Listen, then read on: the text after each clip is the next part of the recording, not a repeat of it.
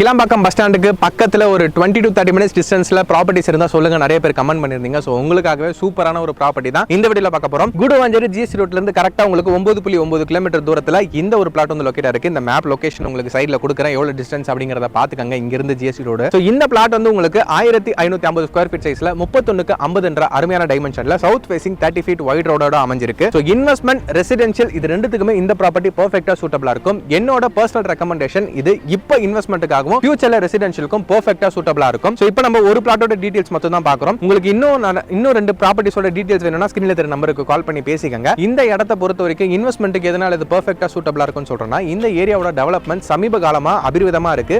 அது நீங்க கண் கூட பார்த்துட்டு இருப்பீங்க.